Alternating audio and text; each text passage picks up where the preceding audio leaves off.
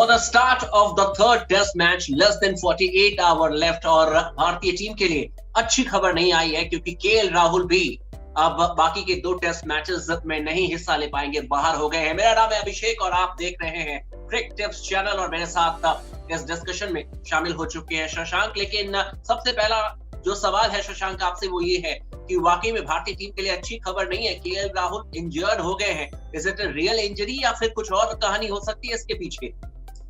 मुझे नहीं लग रहा है अभिषेक ये रियल इंजरी जो है वो हो कैसे गई है, और बताया जा रहा है कलाई की चोट की वजह से जो है वो नहीं खेल पाएंगे, अगले 2 टेस्ट मैचेस में वो उपलब्ध नहीं रहेंगे भारत के लिए, और ये बाहर बैठे बैठे ही चोटिल हो गए हैं। या तो इसमें ये हो सकता है कि उनको शायद तीसरे टेस्ट मैच में खिलाने की बात कही गई हो और वो प्रैक्टिस कर रहे हैं, उसमें चोटिल हो गए हों। लेकिन कितनी सच्चाई इन सब चीजों में है ये तो आने वाला वक्त बताएगा। लेकिन फिलहाल अगर देखा जाए तो मयंक अग्रवाल को मौका मिल गया है आने वाले समय के लिए।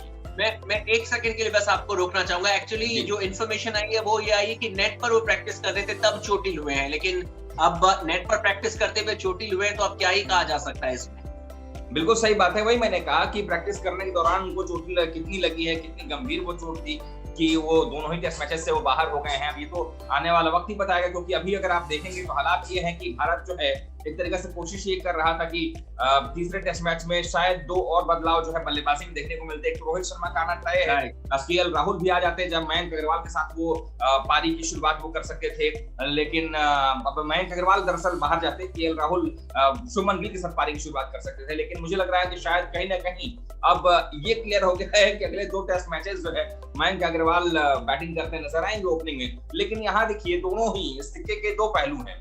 मयंक अग्रवाल अगर बाहर जाते, केएल राहुल आकर के अगर अच्छी पारी खेलते तो केएल राहुल के पास एक बार फिर अपने आप को टेस्ट मैच में साबित करने का मौका मिल जाता, एक लंबा टेन्योर उनको मिल सकता था। लेकिन अब मयंक अग्रवाल के लिए पॉजिटिव चीज में ये है कि 2 टेस्ट मैच में फेल हुए हैं, तीसरे में और चौथे में अगर अच्छी पारी वो खेल जाते हैं तो फिर उनके पास ये होगा, अच्छी बात उनके लिए होगी कि वो जगह अपनी पकड़ मजबूत कर लेंगे। फिर केएल राहुल पछताएंगे अपने इस चोट की वजह से।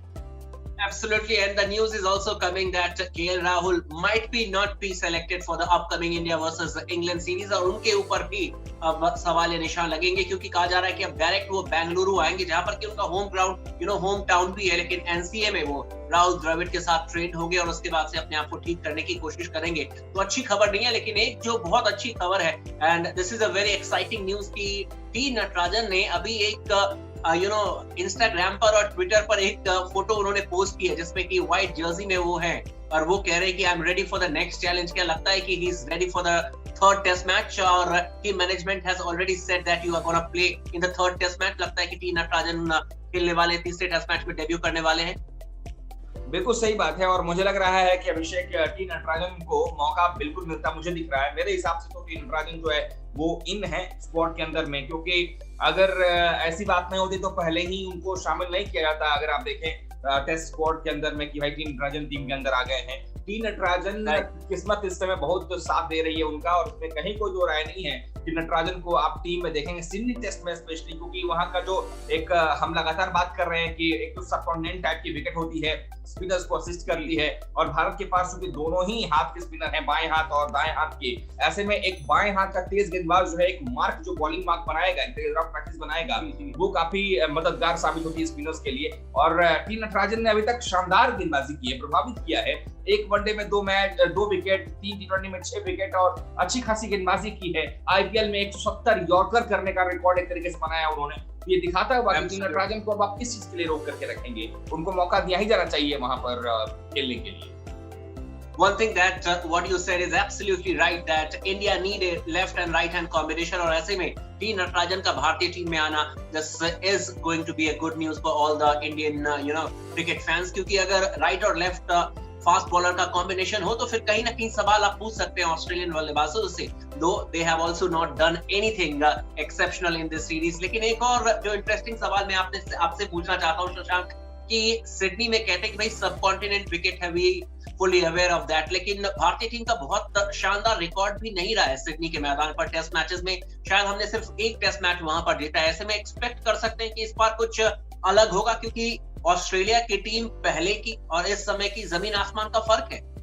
जमीन आसमान का फर्क है, और पहले की टीम भी जो थी अभिषेक, वहां 2007-8 का दौरा आपको याद होगा हमने उनको हरा दिया था सिडनी में। अगर वो बेईमानी पर ना उतर जाते, बेईमानी अगर ना करते, रिकी पॉन्टिंग जो है वो खुद अंपायर ना बन जाते स्लिप कॉर्नर में खड़े होकर के, तो मुझे लगता है कि हमने हरा दिया था और वो सीरीज का फैसला 2-1 से हमारे पक्ष में होता, ना कि ऑस्ट्रेलिया के पक्ष में होता। लेकिन अब खैर ऐसी बात हो गई। फिर भी अगर आप देखेंगे पिछले एक दशक में भारत का जो परफॉर्मेंस रहा है वो कागजों पर चाहे जितना ही बुरा रहा हो किसी मैदान पर, लेकिन पिछले एक दशक में भारत ने अच्छा परफॉर्म करके दिखाया है आउटसाइड इंडिया। तो मुझे लगता है कि शायद ऑस्ट्रेलिया में, सिडनी में इस बार बारी भारत की है कि भारत मुंहतोड़ जवाब दे ऑस्ट्रेलिया को और सीरीज में 2-1 की बढ़त यहीं पर बना ली।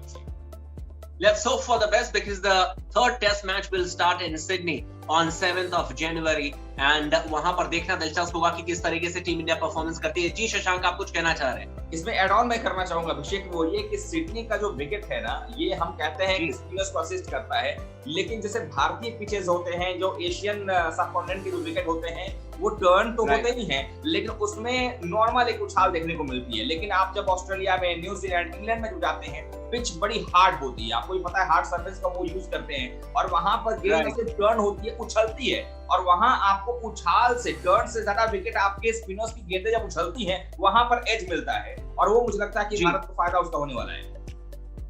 Let's hope for the best, जैसा कि हमने कहा, और अगर भारतीय टीम सिडनी टेस्ट मैच में भी ऑस्ट्रेलिया को हराती है तो at least we will have the edge of retaining the test series और इनफैक्ट हम जीत भी सकते हैं under the captaincy of Ajinkya Rahane. And then lot of question will rise की should we continue with Ajinkya Rahane's captaincy or should we look for the replacement as once the Virat Kohli will come as a captain of Indian team। बहुत सारी ऐसी चीजें हैं जिस पर की बातचीत शुरू हो जाएगी। लेकिन thank you so much Shashank हमारे साथ जुड़ने के लिए, और जितने भी क्रिकेट टिप्स के हमारे व्यूअर्स हैं आपको बता दें कि बार बार मैं कहता हूं कि cricket is not only to watch but also to win, और आप यहाँ पर आकर बहुत सारी तमाम सारी चीजें जीत सकते हैं। तो लगातार आप हमारे वीडियो को देखते रहिए, अपने दोस्तों के साथ ये वीडियो शेयर कीजिए, चैनल को सब्सक्राइब करते रहिए और हमारे साथ बने रहिए। मिलते हैं कल एक नए वीडियो के साथ। Thank you Abhishek, thank you.